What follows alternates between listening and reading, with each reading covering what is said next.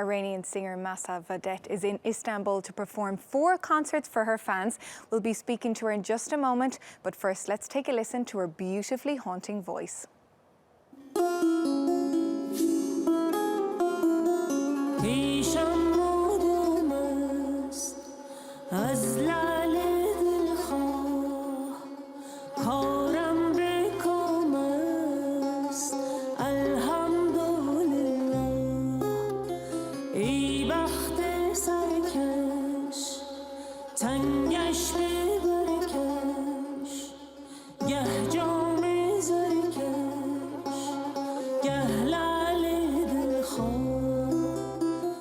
And Mahsa joins me now here in studio. Thank you for joining us in Showcase. Thanks for inviting me. So tell me first, why are you here in Istanbul? I am here for having some concert. I had 3 concerts and tomorrow it's my last concert, and it's a collaboration between me and Secret Ensemble. And a collaboration between me and Coşkun Kardemir, the Turkish musician, and also we are planning to work more for the future. So there's a lot of similarities between Iranian and Turkish music then? Yes, a lot. We find lots of similarity in text, in also in the modes. So I feel home when I perform with Turkish musicians. And what about, do you feel at home when you're performing to Turkish audiences as well? They are really, really wonderful. Me and my sister in Turkey, we have lots of music lovers here. And I am always very happy for this eagerness from the audience in Istanbul. And where else do you perform? Do you get a different reaction around the world from different audiences internationally? Yes, I perform all over the world.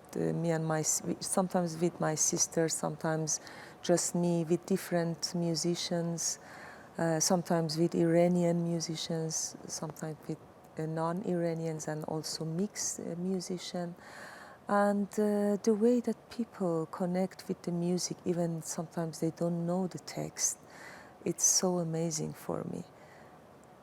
And I mean, the age group of your fans, I mean, have you had the same fans for quite a while, or is it harder to get younger people involved in your kind of music?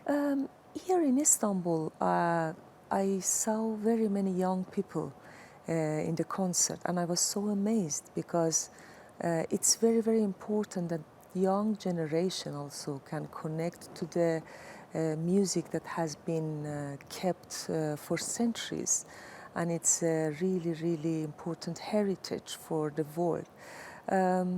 So very many young people, but generally I have, my audience are from different ages, and I like this very much. Yes. Yeah. And so after Turkey, where do you go to next? My next concert is in San Francisco with a Norwegian and American musician. Wow. Yes, and then in Norway, and then in France and Brussels, and also later other countries. And how do you meet a Norwegian musician? How do you meet a Norwegian musician? I worked with a Norwegian company, a music company, from 2003, me and my sister. When I worked and participated in the project Lullabies from the Axis of Evil. And from that time, this collaboration, we kept this collaboration for years until now. We made very many projects and very many albums. And also I've worked with very many Norwegian musicians. Lullabies of the Axis of Evil. What does that mean? It's it was a very important project. It was in 2003 when the President of America at that time called some people, some countries, Axis of Evil. So we still have problem with this phrase. And Erik Hillestad, the Norwegian producer, he was so offended by this, and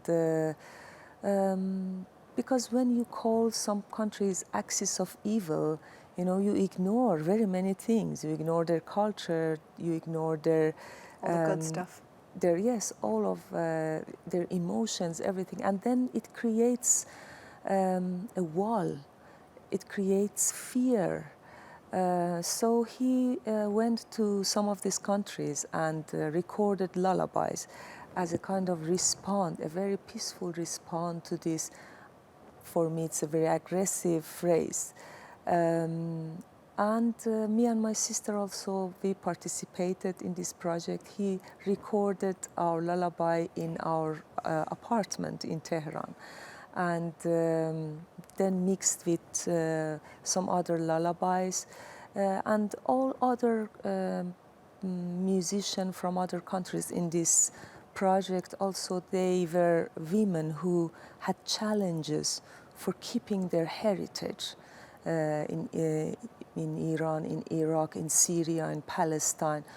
And mostly in these countries, men are men mostly carry they think that they are responsible for everything. So the female voice are hardly heard in this country. And it was a very, very important project, because also lullaby is a very pure music, and a mother she sings lullabies for her child, she's like a composer, she's like a poet and a singer.